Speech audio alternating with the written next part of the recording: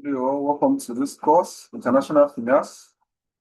Today, we'll be dealing with Introduction to International Finance.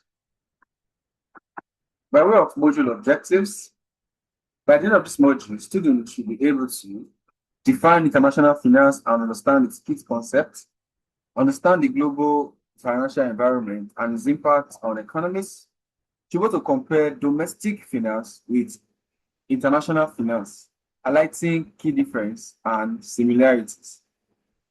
Students should be able to also analyze how international finance operates in the context of global markets.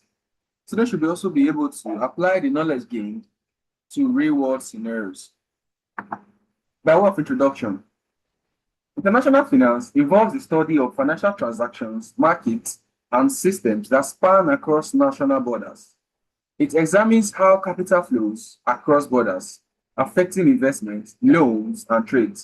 Exchange rate plays a major role in determining the value of currencies and how they impact global trade and economic stability. For businesses, government, and investors, understanding international finance is crucial to navigate risk and make informed decisions. Global markets are influenced by a range of factors, including economic policies, political changes, and currency fluctuations. This module provides foundational knowledge for individuals involved in global trade or financial management. Defining international finance. Let's look at some of the key concepts in international finance. We have the first, exchange rate. What is exchange rate? Exchange rates determine the value of one currency against another, e.g., USD to Euro. A small change in exchange rates can have major effects on international trade. So exchange rate is basically the exchange of one currency to another. Let's use dollar for example. Right? Now let's look at global financial markets. International financial markets such as the New York Stock Exchange or LSE facilitate the exchange of global financial assets or financial assets like stock, bonds globally, influencing businesses' access to capital. Let's look at capital flow. Capital flow refers to the investment, the loans, or trade of funds between countries, e.g., China investing in infrastructure in Africa. Let's look at what the foreign exchange market, forex, is. This is a global marketplace where currencies are bought and sold with a daily trading volume of over $6 trillion. What is a foreign direct investment, FDI? FDI refers to long-term investments made by foreign entities in domestic companies, often resulting in shared expertise and technology transfer.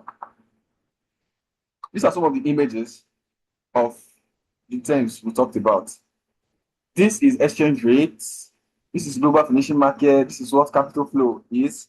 It involves movement of monetary resources. It's used for investment. Then it occurs among national and international entities. Why this is the forex market. Now let's look at why international finance is important. International finance facilitates global trade.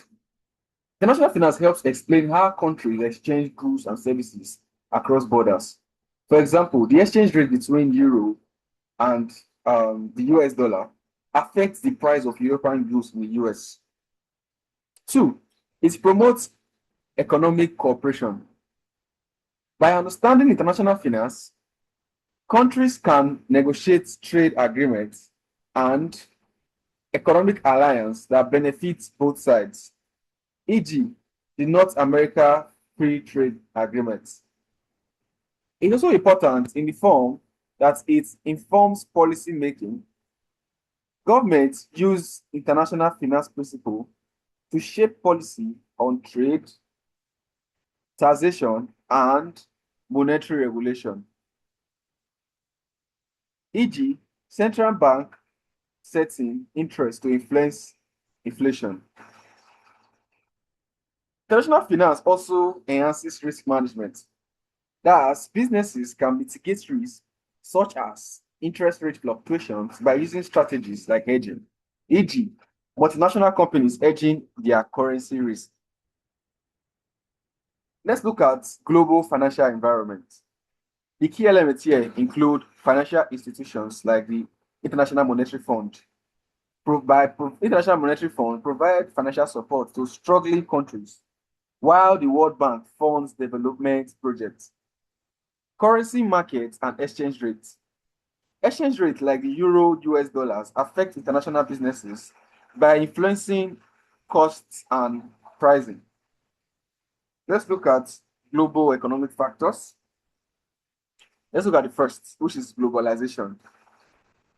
Economic events in one country, e.g., trade war between China and USA, can affect the global economy. Secondly, another second economic factor is geopolitical risk. Political instability, like the Brexit vote, leads to sudden currency value changes. Then we have financial crisis. 2008 financial crisis showed how instability in US housing spread globally. Now let's look at comparing domestic and international finance. Let's look at the difference.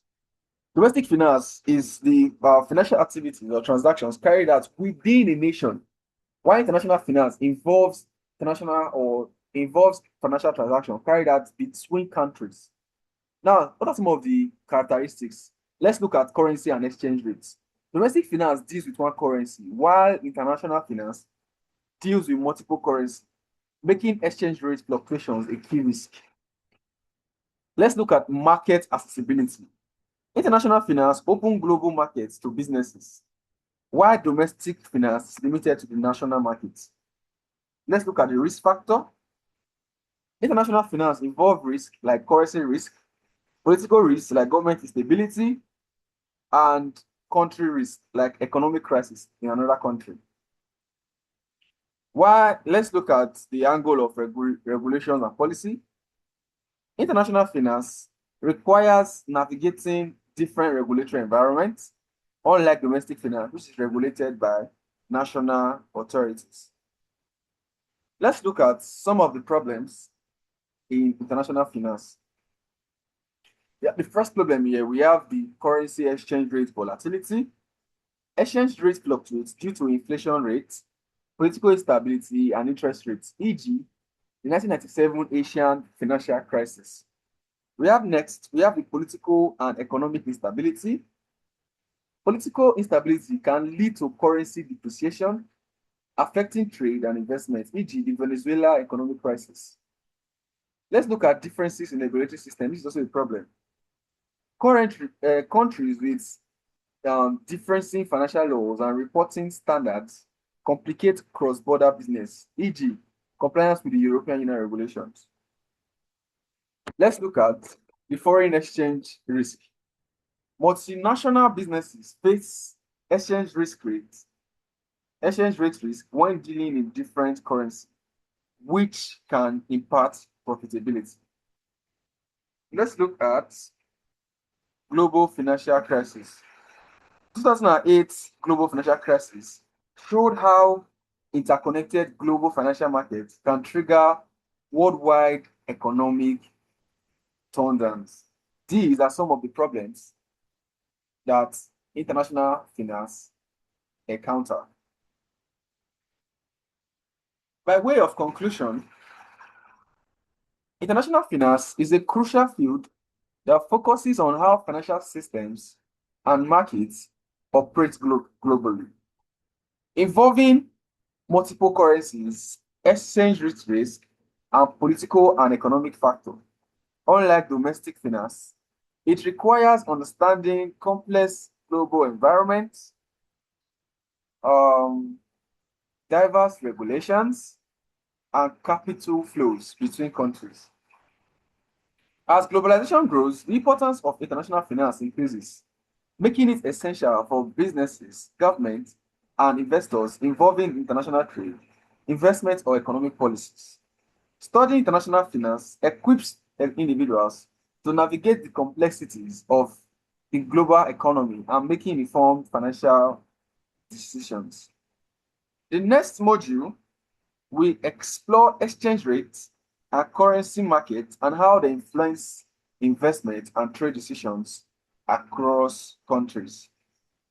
There is an assessment session where parts A we give you 15 quizzes, multiple choice to work on. While part B will involve writing a report applying this module concept to real-world financial situations. The reports will analyze the company's strategy to navigate global finance challenges. This is the end of module 1. I'll see you in module 2.